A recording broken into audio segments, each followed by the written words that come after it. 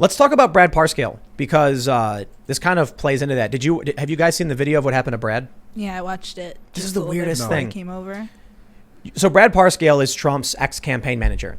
And the narrative from the left is that he screwed up, Trump got really mad and fired him.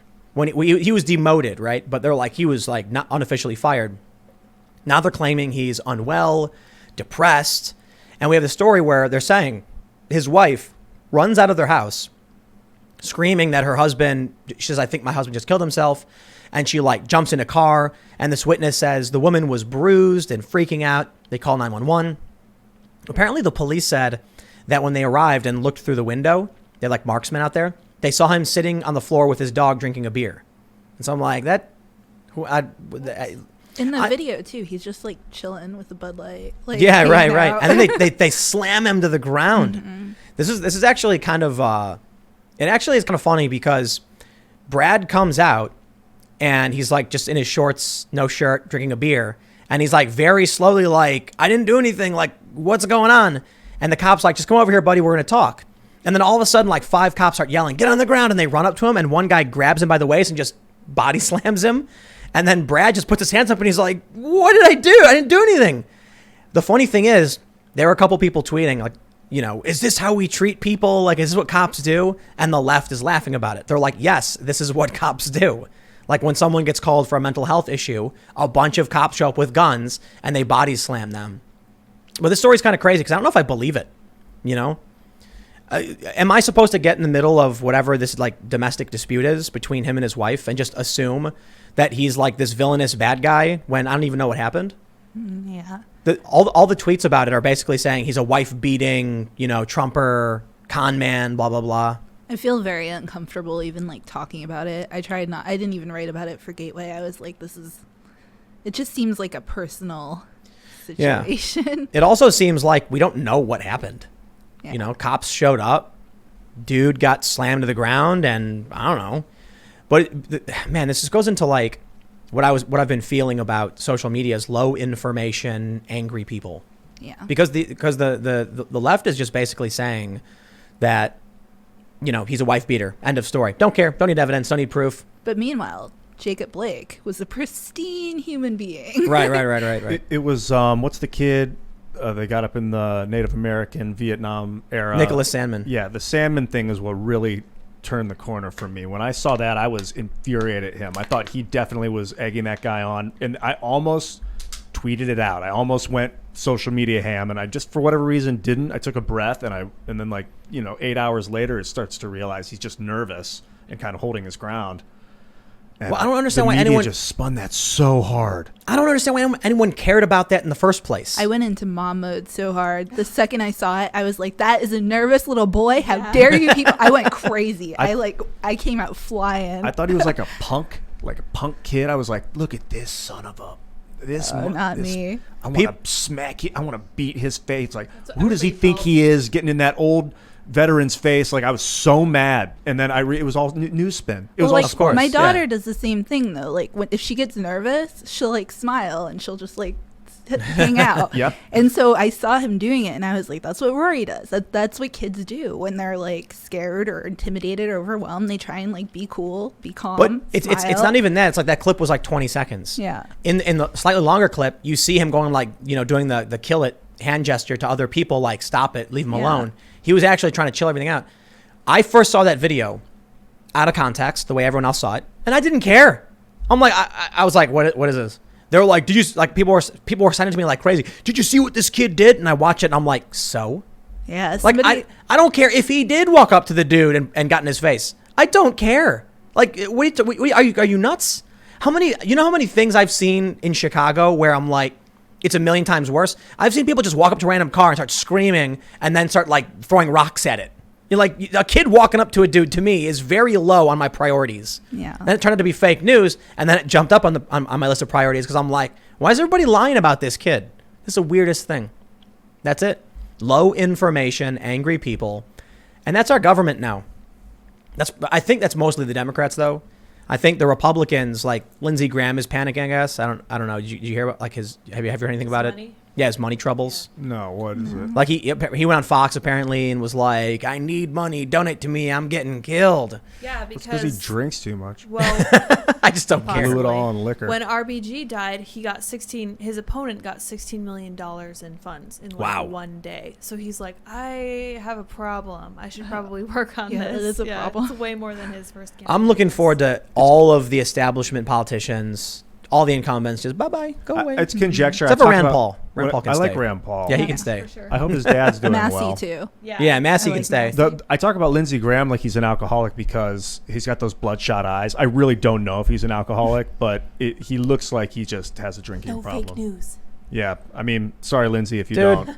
don't. Like Lindsay comes across to me as like, actually, what's the easiest way to explain it? He's like scared of everybody, so he won't do anything. You know, it's like the Republicans are yelling at him like, "Do something," and he's like, "Oh, geez," like then looks to the He's left like the and shell of a man from the he alcohol. just doesn't do anything. That's You my. think- you think I he's blame an- the alcohol because you're I've like been really- through drinking binges and I have like no self-esteem afterwards. I'm like shattered. Huh. Takes How, a while to how recover. did he keep winning anyway? What were we talking Name about before I brought him up recognition? anyway? Fake Weren't we- news. Fake news. Yeah, I don't know how this Lindsey ties Graham Having begging been- for money? I just His don't money like I just don't like Democrats or Republicans, Dude, and it's because Trump got elected and he's all emotional, so now everyone's acting emotional. he's scared. Yeah, he got elected and did it emotionally. He like yelled at, called Hillary Clinton stupid a bunch, made everyone laugh. Just a big emotional. Trump did, yeah, right? Yeah, Trump. yeah. It was a big emotional circus to get elected, and now the whole country's an emotional overload. Nah, Trump didn't make that happen Well, he's an actor. for sure. But Trump is a symptom of the cultural change, not the cause of it. Go deeper on that. Well, the culture war and Gamergate type circumstances in this rage was building up for a long time before Trump got elected. Trump got elected partly because of that anger and because people memed him into office. It was magical. Have you guys seen the Keck documentary I thing? just watched it the other night. This is I wish we could just sit here and play it, like eat popcorn. I actually felt bad for him, and I was like, "Oh no, what's wrong with me?" I'm For like who? sympathizing with him. Fury, whatever his name is. The Pepe guy. Yeah. Are you talking? You're talking about like the Pepe documentary? No. right? Oh. The meme magic. There's a video they made back in like 2016 that explains all of these really weird coincidences around Keck. You know Keck. You had the little Yeah. things at the deplorable. So Keck, what is it, like an Egyptian god? Yeah. And he's like a frog. Mm-hmm. It's crazy. And Keck is in World of Warcraft. When you would type LOL, the opposing faction would see the word Keck, K-E-K. So people started saying Keck as LOL because it was it was funny, and then it became a meme, and then it became associated with Pepe and jokes. It became associated with the right. Then it turns out that Keck, or whatever the god's name was, it's like a real thing. And people think that it's like jokingly, I guess. I'm sure some people really believe it. Like they memed Trump into office with like meme magic. It's real. You know what's funny though, is they're basically saying prayer. You know what I mean? Like they're saying collective conscious, and like all of this like energy constantly, just pushing this idea results in Trump getting elected. The bigger point is, outside of any ideas of faith or magic, is that whatever Trump is and is doing, he won because of what was the changes. You think Gamergate started it? I think Gamergate was the first, was the spark of the culture war. When was that? 2014? I think it was like 2013. What happened exactly? Oh man, you're gonna have to find the old gaming I remember historians. hearing about it and just ignoring it because I thought it was so silly. Good call. Well, if you ask the likes of, I don't know, BuzzFeed or Vox or The Verge, they'll say it was when a bunch of alt-right misogynists started harassing women because they didn't like women playing video games, which is reductionist and ridiculous because there's like no substance to that argument. If you ask, if you ask Gamergate people, they'll probably say something more to the effect of, there's an incestuous relationship between advertisers, game developers, and gaming websites. And so what was happening is a gaming company is putting out a game, right? Like, Ian's Great Adventure. Let's say you make that game. Okay. Ian's Great Adventure. Ian Rim. It's like Skyrim, but it's you. Very fun. And you want to sell games, so you sponsor a gaming website. They're not going to write bad things about you, because then they're going to lose the sponsorship. So you're basically paying them to publish a press release. Then they write a story and they're like, dude, Ian Quest is so amazing. And then people play it and they're like, dude, this game is terrible. And then they get mad and they're like, why was the review positive? One of their advertisers is Oh, so it was like company. a scandal, and that's where the gate came from? Right. I see. Yeah. And so depending on who you ask, you'll get different responses. The establishment media people who infected and infiltrated mainstream news organizations will claim it was just a bunch of angry misogynists who hate women. But that makes no sense because it's like, where did that come from? Like, what made a bunch of people angry? It was a bunch of 4-year-olds watching porn in 2004. Now they're all adults. No, I don't think that's it. Because they're all like, they don't understand how to have sex with a woman, basically. They're like 20 years old and they haven't had Are you talking about the journalists? It's just why people are crazy. Why young men are that's angry true, at though, women. dude. People in general. Dude, for sure. I was talking to this young guy several months ago who was like 26 or something. And he was just like a virgin. Couldn't get a date. Yeah. Oof. And I mentioned this on like a bunch of videos before. But let me know what you think about this. Here's my basic theory. Before the age of mobile technology and like dating apps like Tinder, young women and young men were in the same place at like college. And so the dating pool for women was limited to the men in their circle. The 35-year-old dude who's got his own house and got a car and all that stuff, he's probably not going to meet this 20-year-old woman for the most part. He's got his own family too. No, he doesn't have a family. A lot of guys aren't getting married. But the point I'm making is, when you get now the dating apps enter the scene, now young women at colleges have a dating pool that has expanded outside of college to anywhere they're willing to drive to. So they expand their radius from the 1 square mile around the school where all this, other men of the same age are. They expand it to, 25 miles. All of a sudden now they're seeing older, successful guys who are like 30, 35, got a car, got a house. And so they swipe right on that guy. And then they swipe right on the 20-year-old guy as well, who's at the university. It's like, oh, cool, he goes to school with me. Then they get 2 messages.